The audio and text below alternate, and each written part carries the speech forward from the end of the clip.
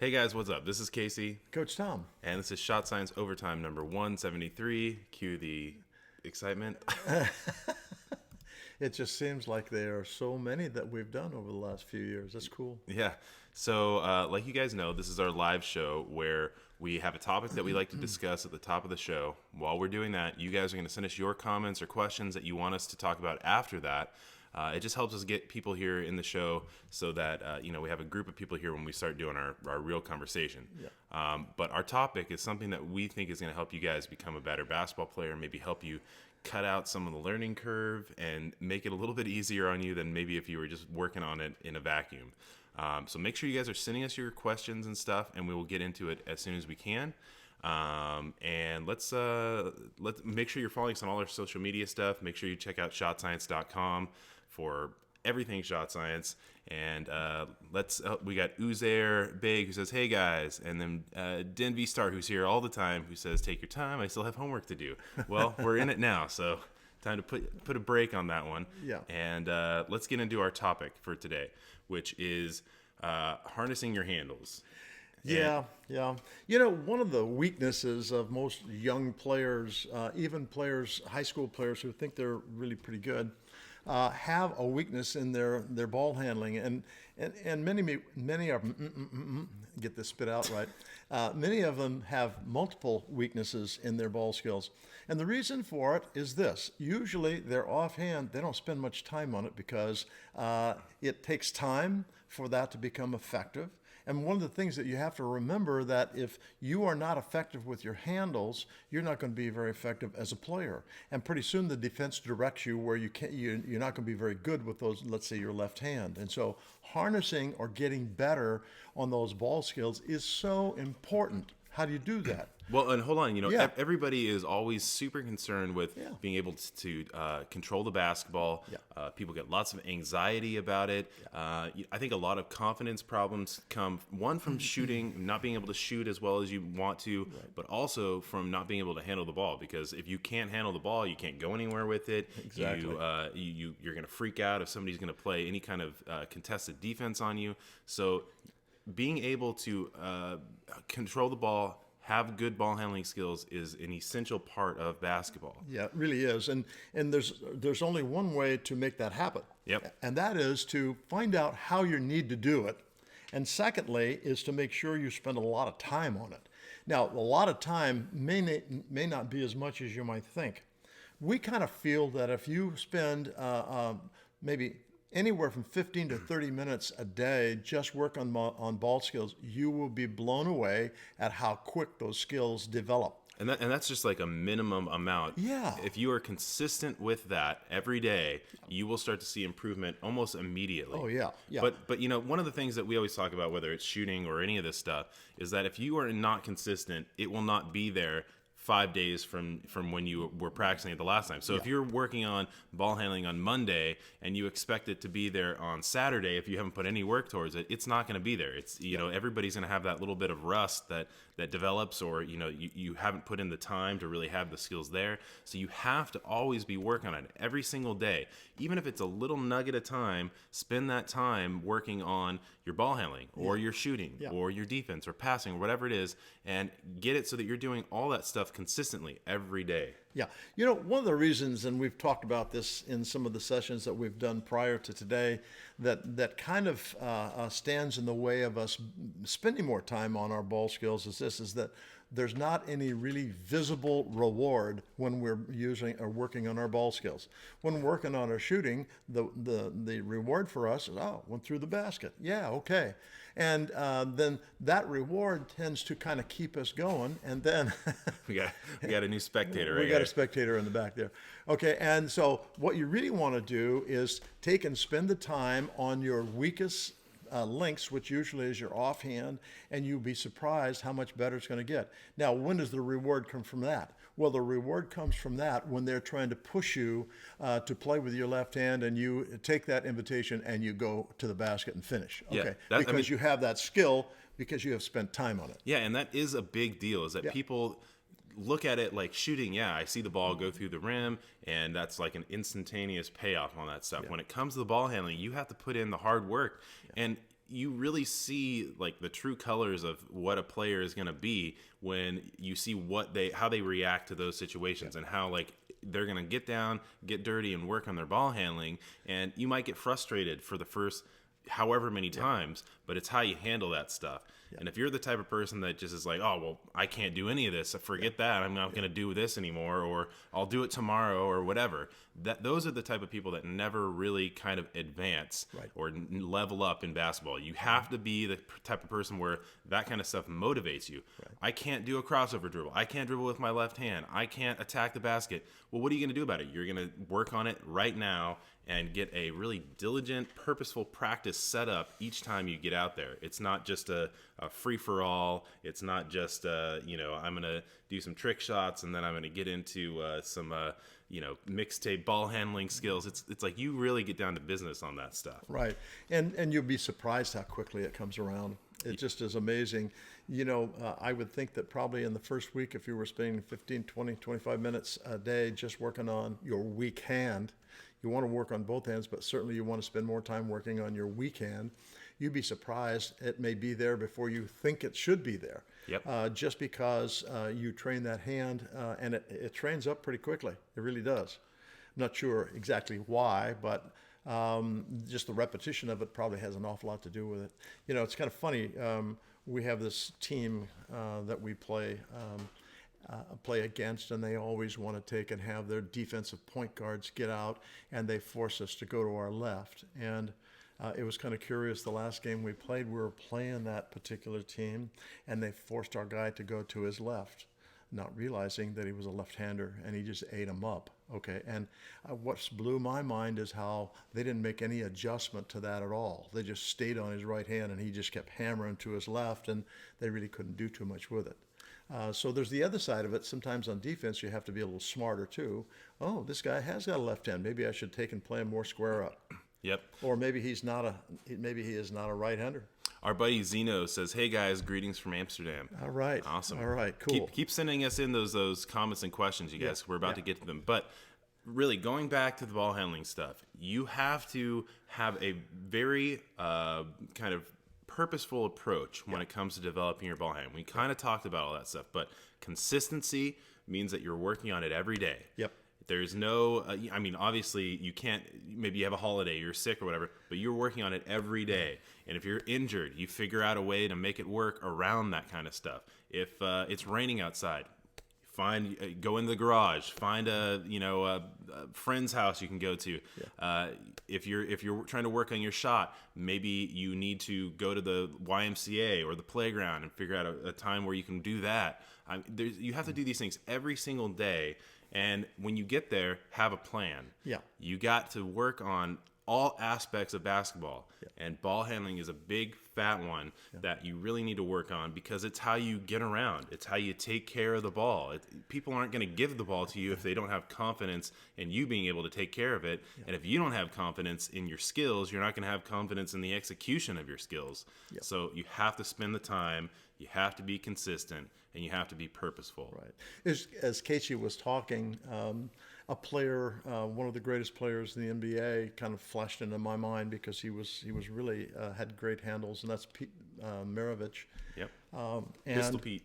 One of the things that he used to do, among a lot of different kinds of things, is his dad was his coach, but his dad had to drive him to school and drive him to practice, and he would take and open up the door of the car, and he'd dribble the ball along as his dad was driving him to practice. I'm not advocating that that's something that you should do, because probably going to be somebody get stopped and get ticketed for something like that. But that's how involved he was, and he had the greatest handles of all times. I mean, just you watch that guy play, and he did amazing things because he spent lots and lots of time getting better with his skills. Yep, and a lot of purposeful time. Yeah, purposeful. Yeah. So here's the thing. Let me jump in. Go. The word purposeful there, I think, is really something that we ought to just define real quick. One of the things when you're working on ball skills or shooting skills or defensive skills or whatever skills you're working on, you make sure that you're on the right path. Sometimes we aren't very effective with our ball handling because we don't dribble the ball hard enough, or we dribble the ball and expose to the defense. There's all kinds of little things that we have to learn to do to be better at all that. And that needs to be a part of what you're doing to make it purposeful so that it can be effective when you're working against a defender. Yep. So one of the things that we want to tell you guys and direct you to is to go to shotscience.com. Yeah. If you are serious about developing your handles, you can sign up as a member of the all access area for shotscience.com. And we have a whole new section on ball handling and how to develop your handles. And that goes into the mechanics of dribbling, the mechanics of working on things like crossover dribbles and scissor dribbles and flat back dribbles. It also gives you a bunch of drills to do. It talks about how to develop your weak side hand. And, that it's just all these elements of ball handling that you are going to need that is just laid out for you, spelled out for you completely. And then, inside of that all access area too, there's a whole section on shooting. There's a whole section on developing your vertical jump. And so we really would love it if you guys would go check out shotscience.com, the all access area. We still have the 1 month free membership. So if you guys go there, you do the membership, put it in your cart and use the promo code in all caps, 1 free month ! You can get a free month of the all access area. So please go check that out. And, if you want to get a Shot Science shirt, we have those there. And there's some other goodies there too that will help you in your training and vertical jump stuff. So please check out shotscience.com. Let's see.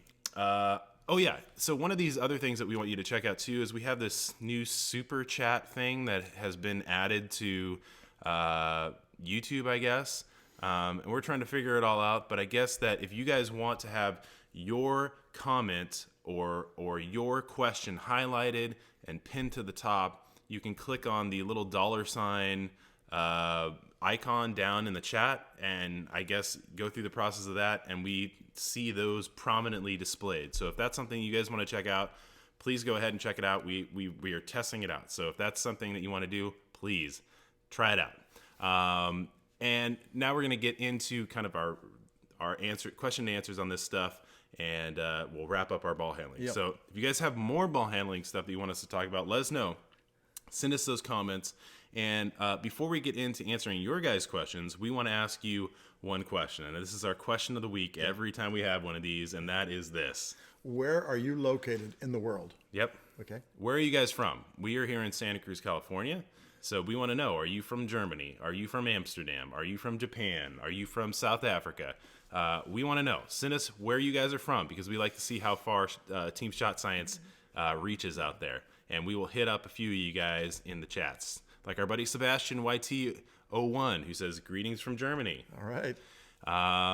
MotorYKA.pl says, hi, Polish coach. All right, awesome. Coach. Glad to have you here. Hope we can help you out a little bit. Then we have Vigash, who says, hi from a completely unpronounceable place in Sri Lanka. All right. That's awesome.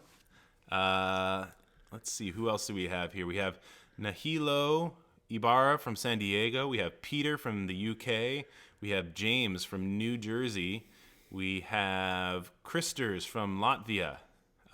We have Jeremy Lynn's hair from Virginia Beach, Virginia. And we have, wasn't Motor YKA dot from somewhere else? Now they're saying they're from Poland and Krakow, Poland. Awesome, you guys. Okay, let's get into some questions, and we'll hit up more of you guys as they come in. Right. Okay. This one, we have James Ianelli, who says, I'm watching from my garage, dribbling with my left hand. All right. Awesome. That's what we want to see. Yeah. Okay, this is from Ethan Davis, who says, hey guys, my friends and I were thinking of starting a team for a league at our local rec. How long should we spend on each drill and workouts to be overall players? That's an interesting question. I think part of it is tough, because when you get into a team setting, it's different when it comes to developing skills and things like that. Yes. Because individual skill development is really something you should be doing on your own time, whether that's working on your shooting or working on your ball handling and defense and things like that. But when you get into a team setting, that's where you're mostly going to be working on kind of, maybe you use some of that stuff as like a way to address it during warm-ups or something like that, but you really want to focus in on working on your offense, working on what your defensive look is going to be. Yeah, your press offense, press defense, Right. Inbound plays, that sort of thing. But when you're working on a rec league, that may be a little different because that might be your only time to work on those things. Yep. So I think maybe identifying some of the things that you guys all need to work on and spending kind of, the appropriate amount of time for each of those things depending on what they are. So if you guys need to work on your shooting, I think that's totally fine to do some form shooting or something like that at the beginning of the practice. Right. If you need to work on your layups, get in that layup line drill, work on that. But you always want to do stuff for an amount of time where people are not going to lose interest or start messing around. And it's always good to vary things. So you might work on the same things, but do it differently each time you do it. Exactly right. When you're in a rec league, probably the organization is not going to be quite as developed as if you were playing a competitive high school team or college team or whatever. And so Casey's right about the approach is maybe have 2 or 3 drills that you maybe do, and maybe they're different drills each time you get together because you need to spend time on organizing your offense, organize your defense, and that sort of thing. And so I would think that if you were playing on maybe a more developed team where maybe people have more skills, then maybe you spend less time on that so that you can spend more just kind of organizing your team. Yeah. I mean, it's hard for us to know because we don't know you, we don't know your team, Right. but there's no specific set anything. No. But usually when it's a good time to end is right before everybody starts kind of messing around and losing focus. Exactly. This is from our buddy Den V Star, who says, who is your favorite NBA player now? Which players should I look up to? As always, thanks. Hey from Moscow. That's our buddy. All right. Okay, so let's do this. Who is your favorite current NBA player? Who is your favorite all-time favorite? And then we'll talk about that afterwards. I have to say that probably my favorite player right now is probably Stephen Curry. And there's 3 or 4 of them that are kind of in that level. And we should also say that we are from the Bay Area. Yeah, we're from the Bay Area. We're Golden State fans. Yeah, no question about that. But there are other great players in the NBA that we respect a lot. And okay, hold off on those. Who's okay. Steph Curry's current. Who's your all-time favorite? Okay, all-time, I would probably say Steve Nash is one of my all-time players. And the reason for that is he had such an ability to develop skills that he was able to be a very effective player to when he was almost 40 years old. I think he just retired a couple of years, 1 or 2 years ago. Yep. And he made himself into a player. A friend of mine used to play on the Canadian national team with him, and he said that the guy just spent hour upon hour upon hour every day just working on developing finer skills and finer shooting skills and ball skills. And so he would really get my vote. And does that mean he's the greatest player ever? No. But he was really fun to watch. He could break defenses down.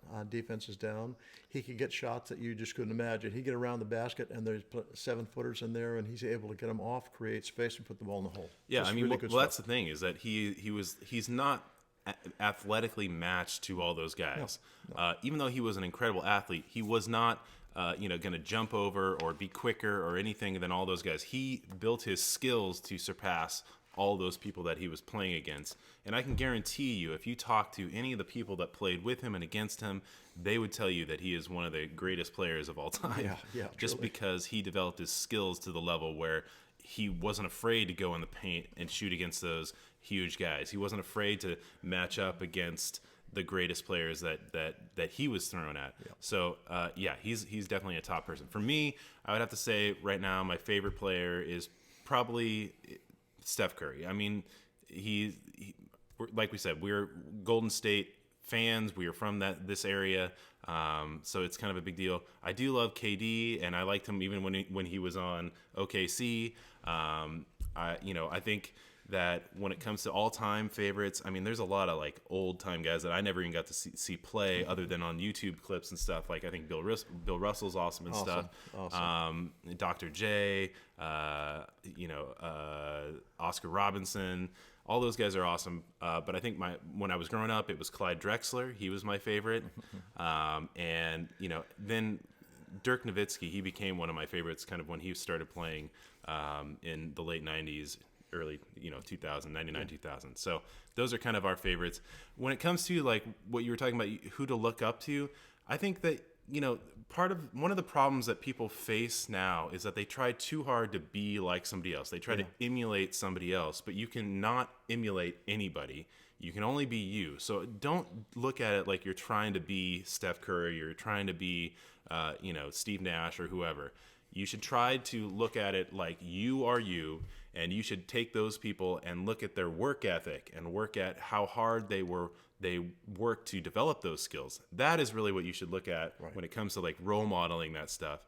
And whenever you see people like that, it's always good to pick the guys that have that high level of skills, but they also are good people too. Yeah, that's the thought that crossed my mind, is that you can watch players play and you can pick out, after watching them play a little bit, who the good guys are and who the not so good guys are. And you don't want to emulate the not so good guys because they're not really good role models. And so, and when you talk about role models, I think not so much as players, but like Casey says, as people. They're classy.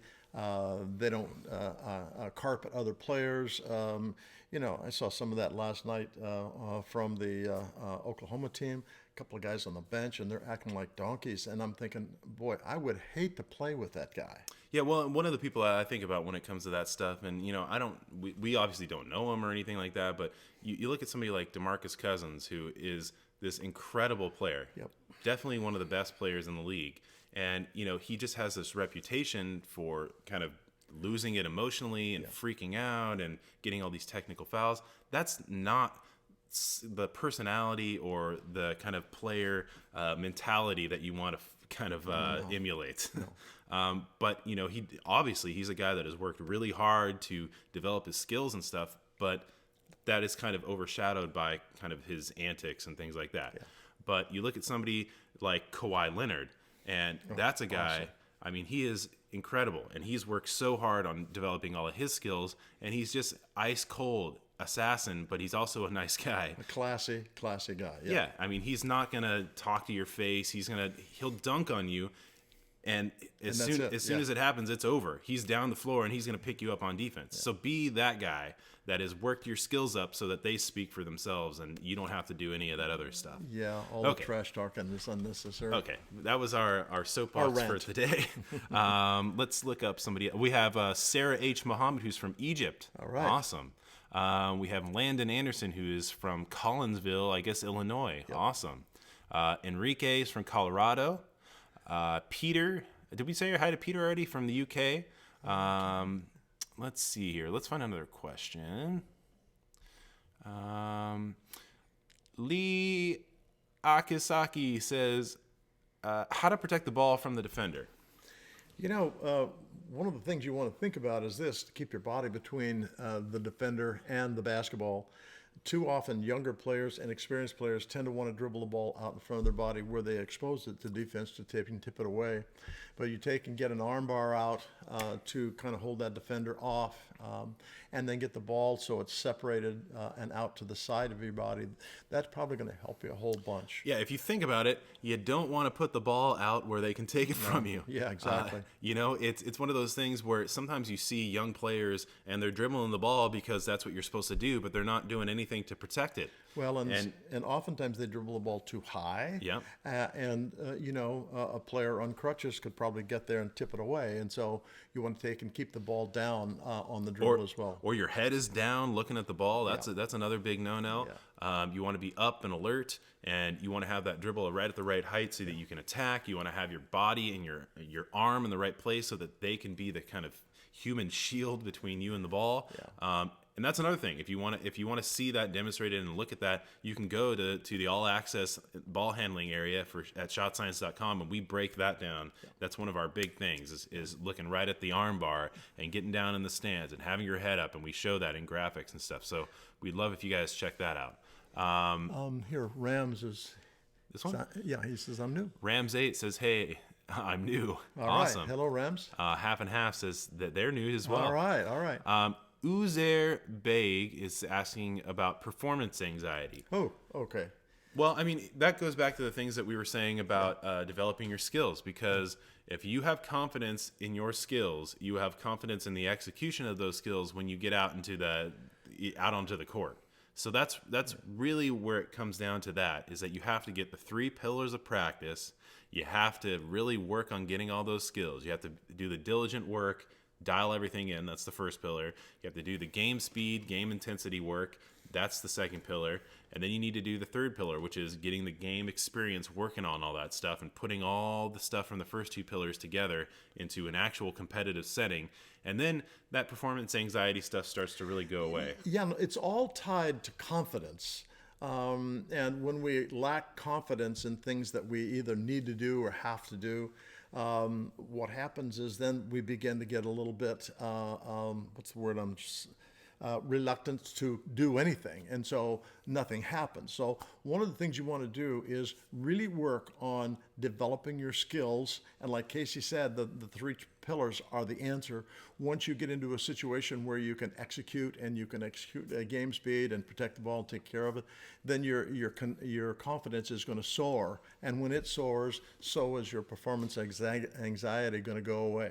Yeah, and one of the things that you want to, that fear of failure. Oh yeah. Because if you're worried about failing and you're worried about something going wrong or turning the ball over, that's one of those things that will sabotage you in a big way. And it will happen when you allow it to happen. Yeah, and you have to remember that if you don't have any risk, there is no reward. So you got to get out there. You got to just take a chance. Yeah.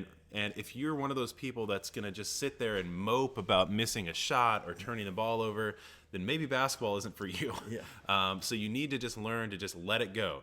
I turned the ball over, that sucks, but the next time down the court is a new opportunity. So why don't you just wipe that out and really get down to business on that one. Yeah. Okay, guys, keep sending us questions for anything basketball related, whether it's shooting, passing, dribbling, how to play defense, talking to your coach, whatever. Send us those questions because we want to get to as many people as we can today. Lucas Weiland says, I have 2 weeks to train for my national tournament. What should I do with my limited time to get my game in peak shape? Thanks. Any help is greatly appreciated. Well, if you're playing on, it looks like you're playing on a fairly high level. If it's a national tournament, probably what you want to do is spend time on honing all of the important elements of your game. What I mean by honing is, like Casey was talking about a while ago, is using those pillars of practice to make yourself better. And if you've already got skills in some of those, taking and making sure that game speed, execution is an important thing that you touch on, and then get out and play. One of the things and play with people that you maybe think you can't beat or can't beat, because what they will do is they'll make you work harder to be able to compete with them. And so when we go out and we play with people that we know we can kick their rear ends, we don't get better. Maybe we feel better because we beat them really bad, but the upshot of it is go out and play against people who are really going to make you work.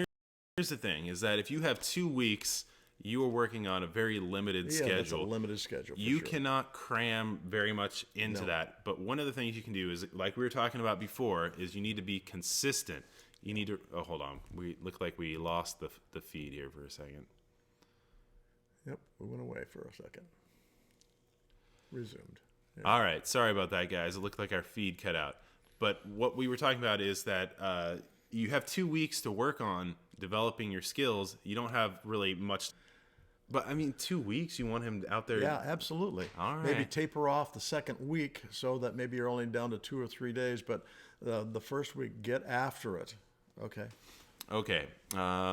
We have CTS627 says, say hi if your name's Felix. Our name isn't Felix, but hi. Hi. Anyway. Let's see here. Alan Zinn is asking, how do you not freeze up when you get the ball? Again, it comes down to not, if you don't have confidence in your skills, you're not going to have confidence in the execution of your skills. Right. Got to work on that stuff. Can you guys see us? Are we back? Looks like our video output is low. That's what we're getting here. Let us know if you guys are still there. Ander Perrier says, how to do a jump shot. Well, I mean... Well, that's really hard to break that down on a situation like this. If you go to our videos, however, we can help you there a lot. If you go to a YouTube channel, Shot Science Basketball, we break down how to shoot a jump shot. Yep. Okay? And I mean, that's one of our fortes is talking about shooting. So if you want to learn how to do a jump shot, we break that stuff down into the most tiniest of details. Yes, we do. And we give very, detailed explanations of that stuff as well. Looks like we keep dropping out, you guys. If you guys can help us get more people back, that would be great, because it looks like we're losing people every time our stupid live stream drops out. So please help let people know that we're still here. James says, yeah, the stream isn't working. Well, we're doing our best. If you can help us figure it out, we would appreciate it. Let's see. Jeremy Lynn's hair says, how to get the Mamba mentality, but how can you run the offense with your back to the basket? Well, when it comes to mentality stuff, you really need to focus on that's hard, because you tell people to do something and it's hard for them to get that to work. You have to really start just flipping those switches in your mind, right? Letting go of all the judgment, letting go of all the self-critical, self-defeating stuff, and really work on just living in the moment, working in the moment. And if you miss a shot, forget about it, or use it as motivation. Or if you make a shot, you don't celebrate it like it's the first time you ever have done any of that stuff, but you really just work on changing it so that you are in the moment and not too mental about anything, really. And working with your back to the basket, I mean, like anything, you just got to do it. You got to work on the fundamentals and start getting the 3 pillars, working with that stuff. And if you're working with your back to the basket, it usually means that you're located in the low post area, or maybe even the higher post and you've got your back to the basket. But there are no secrets to learn how to play with your back to the basket. Post players usually learn 5, 6, 7 or more moves that they can use to execute with their back to the basket. And those are moves that everybody on the basketball team can learn how to do. In fact, one of the things that we're big on is we love to see guys who play facing the basket learn how to take and go down into the post, seal their man, and be able to execute moves on the basket with their back to it. Yeah, and one of the things that you, well, I just had something in my mind. Where did it go? And it went away. Man. Okay. Oh, yeah, here it is when you are doing things in basketball or anything in life, really, you want to do it with the approach of knowing why you're doing it.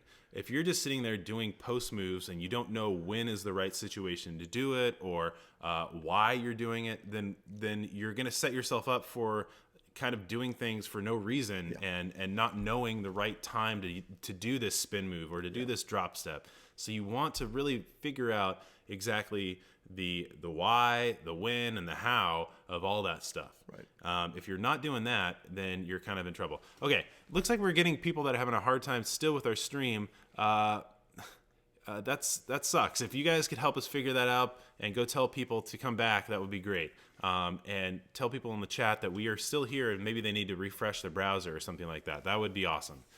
Sorry about that. The internet, it does what it does, you know? Okay. There's somebody from Oregon.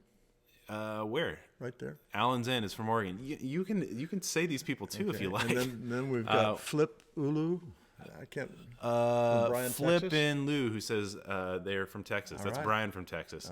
All right. Okay. And he also asked this question: Had the flop, now it's gone. What is something to help with the flow through flop? It probably means follow through flop. I'm seeming to guide it, fling it. Well, you don't want to do that for sure. No. You know, this takes us back to our Shot Science YouTube channel, where you can go there. You can look at what the flop finish is all about and why it is like it is. That's the important thing that we try to put across in everything that we teach in basketball. There is a purpose, there's a reason that we do it or we don't do it. And so when you go to those videos, it will probably answer the question that you're asking there very clearly for you. Okay? Yeah. Hope that helps.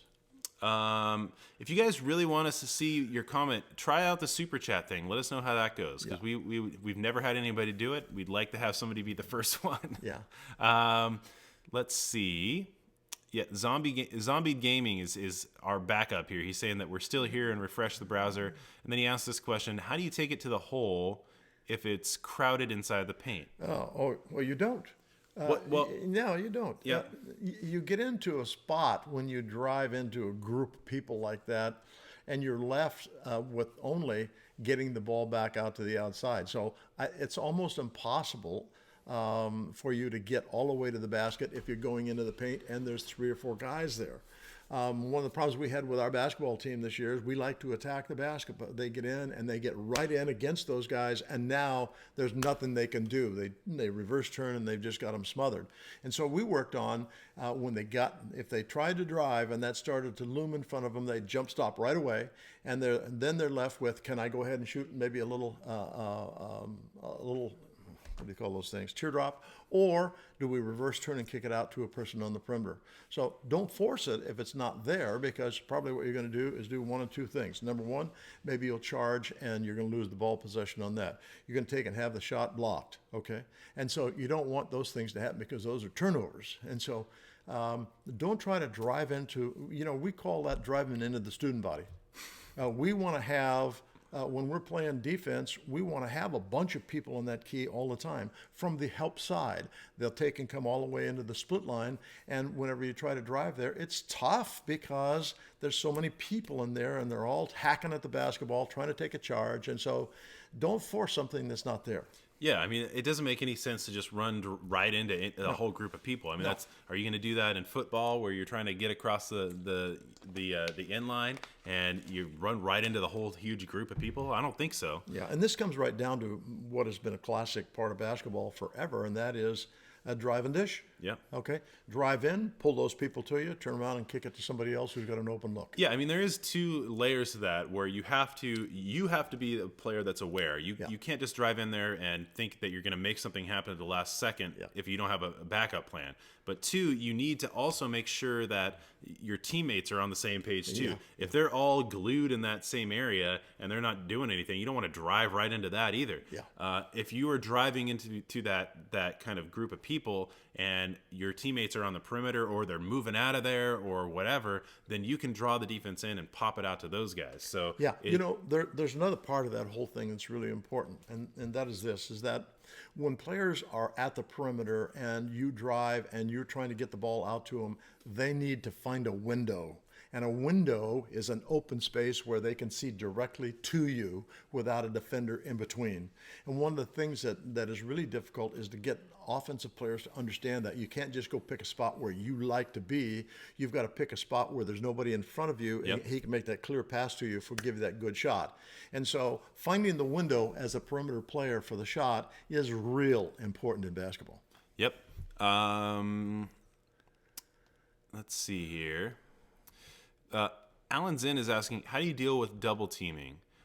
That's easy. Yeah. If somebody is double teaming you, that means that somebody is open. Exactly right. And if somebody is coming from one direction or the other to create a double team, they're leaving somebody. Yep. You need to get it off to that person before you get clamped on. Absolutely. And now if you get into a situation like we have an escape that we use on, people really like to direct you to the baseline, and they trap you with a big at the baseline in the short corner. And we spend time with our guys when we're attacking there, is if they see that coming, they immediately retreat, dribble away from it. And so we take that away, and now we're back out in the open where we can move the basketball again. And if you're getting blitzed by 2 guys or whatever, you need to breathe, number 1, relax, don't freak out. And then you need to pick one of those guys, typically the closest guy, the guy in the middle of the court, and go for that guy. Yeah. Attack them, or that girl, whoever it is. Attack them and deal with that one person before the other person gets there. Because if you just stand there and wait, or you try to run it right between those guys, then they're going to really clamp on you, and then you're going to be in a panic situation. But if you pick one person, you should be able to beat one person off the dribble. Yeah. So beat that guy, and then the other guy's playing catch up, and you're going to be in a much better shape. Get the ball to the open teammate, and you're ready to go. Well, and the worst thing in the world is pick the dribble up. Yep. You are dead. Pick the dribble up, or get stuck in the corner, or get stuck on the half court in the corner. Not good. Keep your dribble alive, and that's why we spend so much time just on retreat dribble. Yeah, if we get in there and it's really ugly, we want to retreat dribble out of that so that we can then move the ball to somebody else. We have our buddy Imre YLMZ who says that they're watching from Turkey. All right. Awesome. All right. Glad to have you here. So cool. And James is back. Okay, All good. right, James. Okay, Derek Johnson is asking, how do you practice a killer step back? And then he says, for example, like James Harden, there has to be a way he practices it. Yeah. Well, there's a little story that goes along with that. I'm not going to bore you with it right now. But I think we have step backs on our YouTube, don't we? I can't remember, but that's one of those that we're going to be adding to the Shot Science All Access soon, too. We actually, when we're teaching people to step back, if they're right-handers and we dribble to off the left, we have a plant of your right foot and step away. And when we're going to the opposite side, what we're going to do, we're still going to land on the same foot, and we either use a scissor dribble through our legs or a flat back dribble to step away, because it takes too much time to use the footwork that used to be there when I was a kid. Okay. Yeah, and the thing about it too is that people think that there's some magic approach to it. There's not. You need to really just slow everything down, break down the footwork, and once you get the footwork down, you're going to be in much better shape. Yeah. So you need to just take the time to slow it down. Everybody wants it to just happen, right away. They want to be able to do the Kobe fadeaway or the Jordan fadeaway. They want to be able to do the Harden step back. They want to be able to do the killer crossover and all that stuff. But they want to do it at speed the first time. That is not how you do that stuff. I can guarantee you James Harden wasn't doing full speed step backs to develop that. He was working at it by slowing it down, working on it piece by piece, and then you ramp it up as you start to master it at the slower speeds. There's a little story behind that. So now you're going to get into the story. story. I'm just going to say it real quick. James Harden in the Olympics of 2012 was schooled by a young Nigerian guard who went really hard to the basket to the right on him, and he and planted that right foot, scissored through the legs, and Harden, being the great defender that he is, fell into a heap, and the kid stepped back and he just drilled the ball for a basket. Now Harden uses that as well, because the way he got schooled in that particular game against the Nigeria. Saw him do it. I couldn't stop laughing. It was so funny. Oh, wow. Okay. Harden's not one of my buds anyway. Oh, boy. Let's see here. This one is from our buddy Denby Star, who says, I recently quit my basketball team because it's almost impossible to become a pro in my country, and it's not worth the time that I could spend on studying. I still feel sad about it. How can I stay around basketball not playing on the team? Well, I mean, you can still play basketball. I mean, basketball is played 24 hours a day all around the world. Were you just playing to be a pro? I mean, that's not a good reason to play anything. No, it's not. And you can find basketball at all different levels in all different cities all over the world. Okay, so I'm sure now this young man, I think, was Germany or Russia? No, Divisar. He's from Russia. Yeah. He's from Moscow. Okay, and so I'm sure that you could probably find places where you can play in basketball. Most of the people in the world don't play basketball for money. They play basketball because they enjoy the play, okay? And so it seems like if you're going to take and just give up on the money-making part of it, and I can't say if you should or you shouldn't, but if that's what you're going to do, then find people that you can play with that you enjoy being around and playing with. And here's the other reality of that stuff is that there's a lot of people, and we know a lot of people that could play on the pro level, could play in the NBA, could play pro in Europe. Maybe some of them did some of that stuff too, but then they ultimately either didn't make it or they didn't like it or whatever. Yeah. And they still play basketball because basketball was what they loved doing anyway. Yeah. And sometimes playing pro is not fun. No. No. You'd think it might be, but there's a lot of stuff that goes along with that stuff. Whether it's pressure, whether it's expectations, whether it's, maybe you're not making as much money as you think you're going to make, which happens a lot in those European pro teams and stuff, or the D League here. I mean, that's a rough life. You got to fly all over the place. You have to work on your skills. You have to work on marketing yourself. And then if you get hurt, you could be done that day. And then what do you do with your life? Yeah. So it's one of those things where you should play basketball because you love to play basketball. You should also have a backup plan. And you should also, if playing pro is kind of one of your goals, you need to work on the incremental steps there. If you just play on one team and it doesn't seem like it's a great deal, then maybe that's not the team, but you figure out what the next step is. And if it's hard to become a pro in your country, maybe if it means enough to you, move. Yeah. I mean, if you're just going to complain that it wasn't handed to you, which we're not saying that that's the case, it's probably tough to live in Moscow and become a pro player. I can understand that. But you're also not that far from a place where pro basketball is a big deal in kind of just, mainstay Europe, Yeah.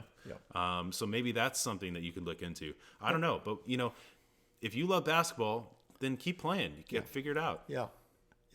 Do it. And we're not trying to be hard talking on you guys No, at all. no. We just want you to see that there is reality, and not everybody gets the easy pass to all this stuff. Yeah. Okay, Kevin Kolev, who's our buddy from Ireland, is in the chat. Awesome, Kevin. Glad to have you every time you show up, buddy. And we have Promo, who's also from Ireland. Man, we got representing the Irish over here. All right. Let's see. We always ask you guys, in these different places, what is the basketball scene like? Like in some place like Ireland, are you guys the only guys playing basketball? If you're in Germany, what is it like there? Is everybody wearing Dirk Nowitzki jerseys?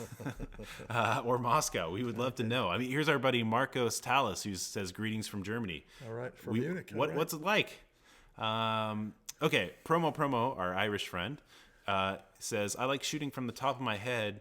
Is that a good thing? Also, I used to shoot from the back of my head because of the higher arc. Well, okay. If you're shooting, what did he say about the front of his head? What did he say? he's shooting from the top of his head. Actually, Where's our ball? Yeah.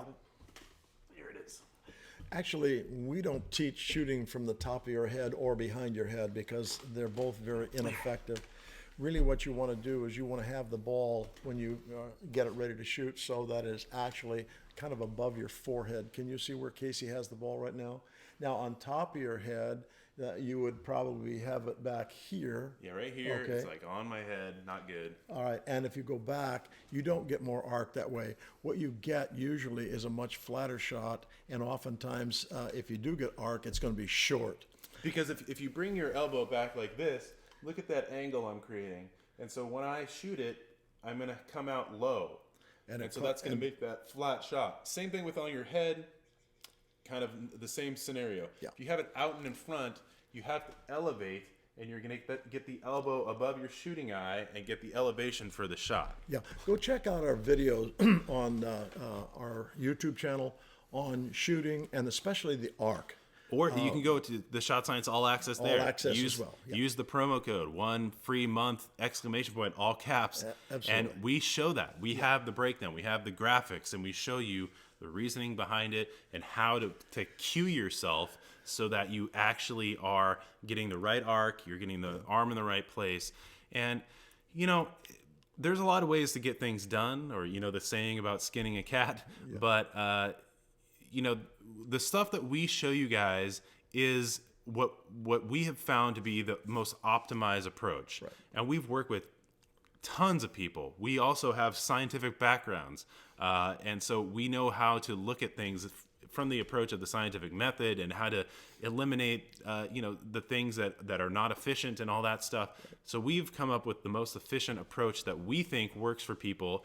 And if you can build off of that foundation, then you're going to be in better shape than if you just kind of went in and tried to, emulate somebody's shooting. Right. So we'd really love it if you would check that out, and we think that that'll help you figure out kind of where that placement goes. Right. Let's see here. Kevin, our buddy from Ireland, is laughing at us because we were making fun of not knowing what the basketball scene is in the world. Let's see. Lucky seven kid says, how can I become better because my rec and school team makes us play against 7th and 8th grade? Please help. Also, how can I make people pass to me? I can shoot and I have handles, but no one trusts me. Okay, well, that's a whole laundry list right there. How can I become better? Well, purposeful, diligent practice. Yeah, in all areas of basketball. And we're talking about ball handling, shooting, rebounding, defense. The list goes on and on and on. Become an all-around, versatile player. Yeah. Don't play for positions. Yeah. Position play, like if you're saying, I'm going to be a point guard, I'm going to work on point guard stuff, forget that. Become an all-around, versatile player. Yeah. And then he says, I think he's a guy, but they say, how to get people to pass to me. Why don't they pass to you? There's a reason for that usually. And the biggest reason is they don't trust you. Okay?